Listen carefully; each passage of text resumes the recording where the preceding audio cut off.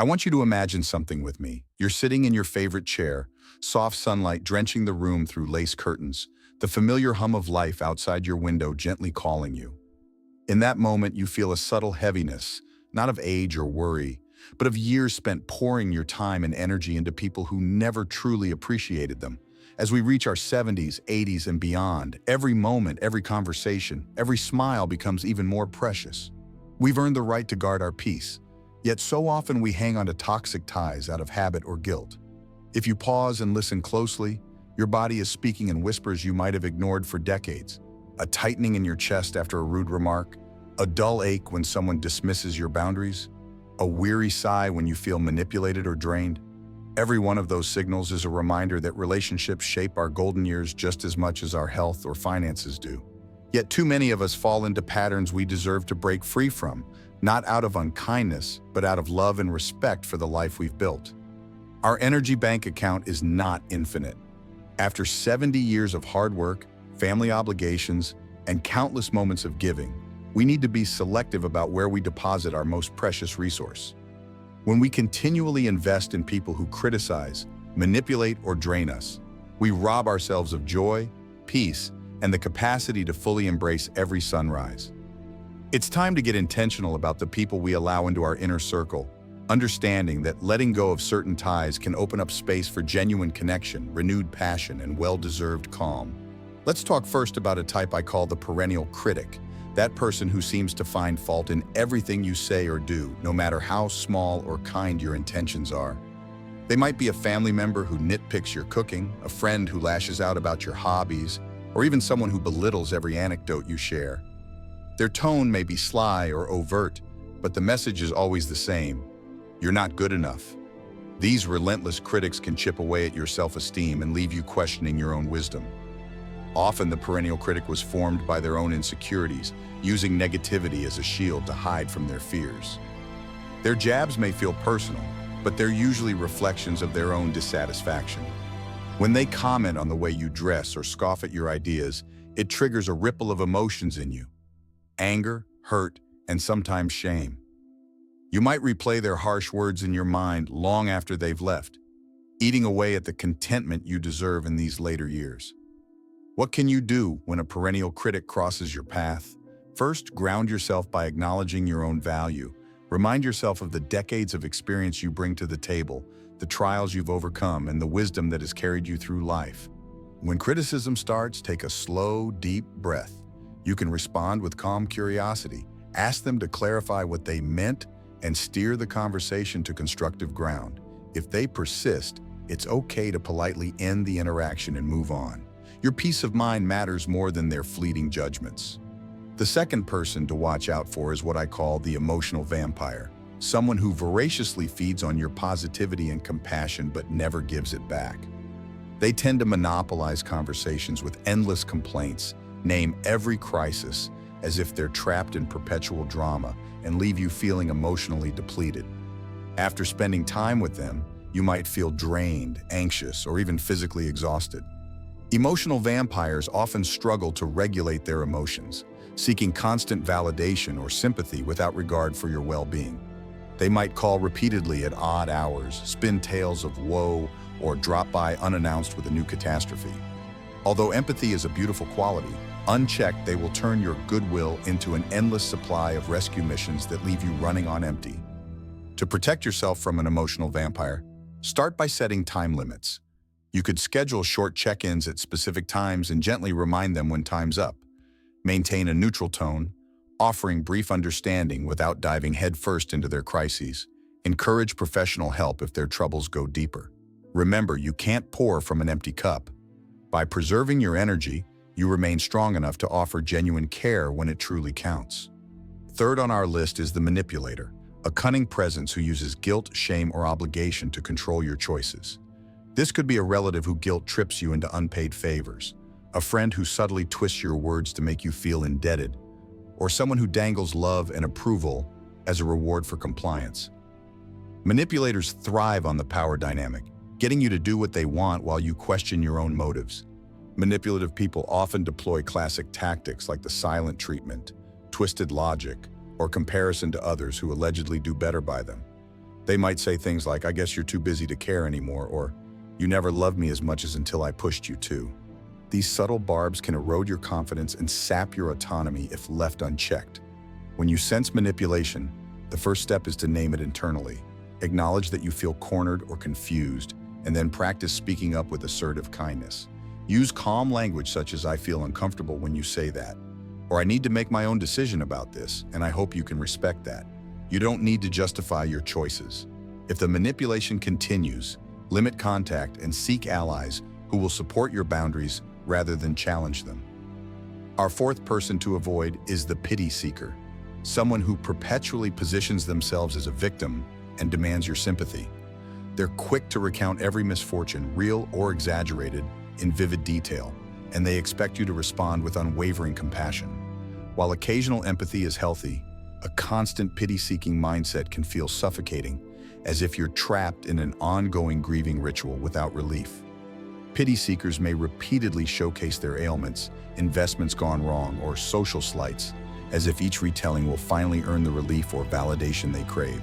Yet no matter how much you listen or console them, the cycle resets. Their negativity overshadows any joy you want to share in your own life. To handle a pity seeker, practice empathetic redirection. Acknowledge their pain briefly, "I'm so sorry you're going through that," and then gently steer the conversation towards solutions or brighter topics. Encourage them to share how they plan to cope or grow rather than simply wallowing. If they insist on dwelling in misery, it's fine to politely excuse yourself or suggest they seek professional support. Your compassion shouldn't come at the cost of your own well-being.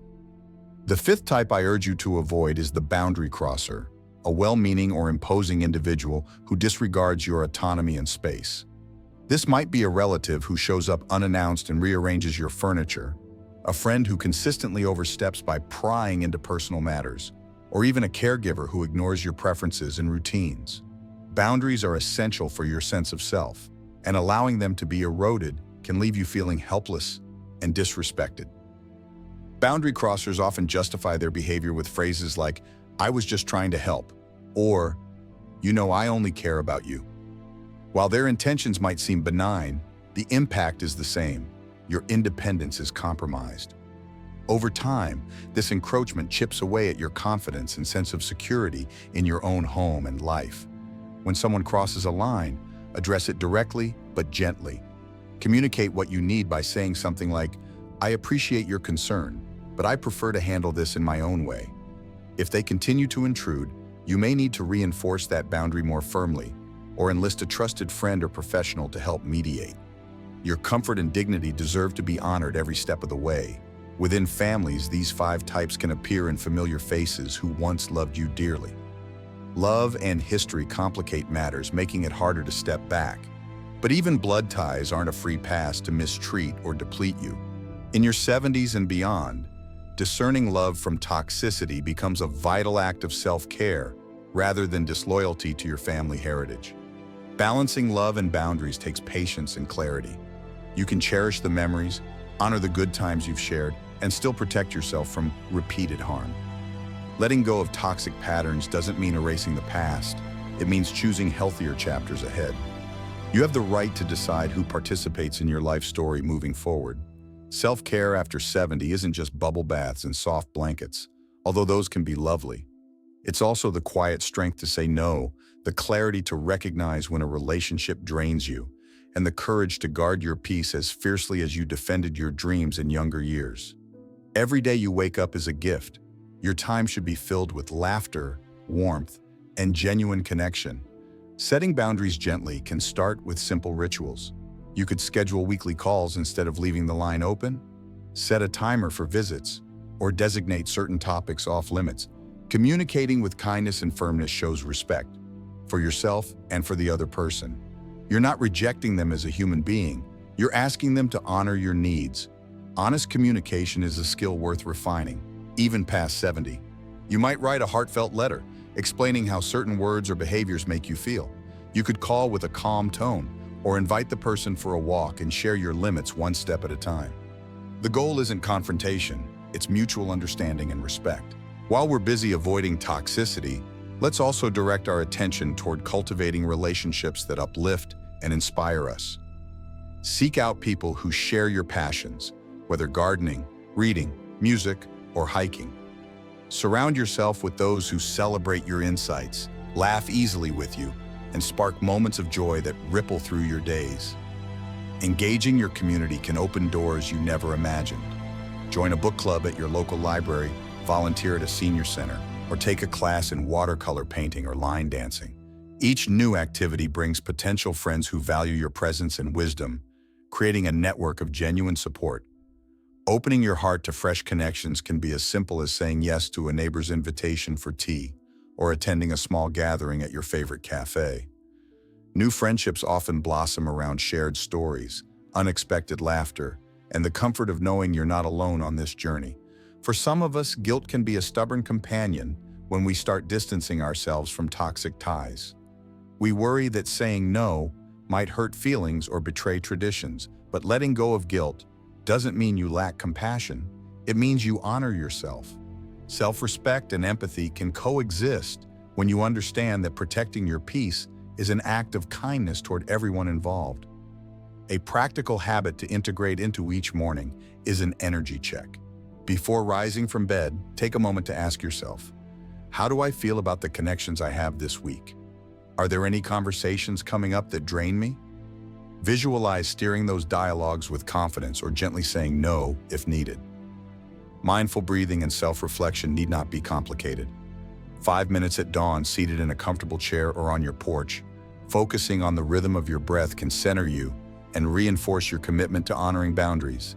Inhale calm, exhale worry, and remind yourself that your time is sacred. Celebrate small victories every evening. Maybe you gracefully redirected a conversation, or perhaps you fully enjoyed a lunch with a supportive friend. Acknowledge these moments of success and let them become fuel for your ongoing journey toward healthier relationships. If you find yourself needing extra support, know that you're not alone. Support networks exist just for this season of life. Therapy groups specializing in seniors, faith communities offering listening circles, and online forums where you can share experiences without judgment.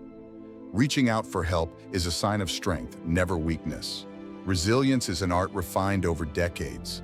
Add one more layer by embracing conflicts as opportunities to learn about your boundaries and priorities. When tensions arise, take a pause, breathe, and remind yourself that standing firm in your needs is a gift to your future self. Consider the story of Mary, a spry 72-year-old who realized that her neighbor Paula, once a close friend, had become a constant stream of complaints and late-night calls. Mary loved her history with Paula but recognized the drain on her energy. She asked Paula to reserve calls for mornings and limited visits to the garden bench. With time, Paula adjusted or learned to seek help elsewhere. Mary reclaimed hours of laughter and calm she hadn't felt in years.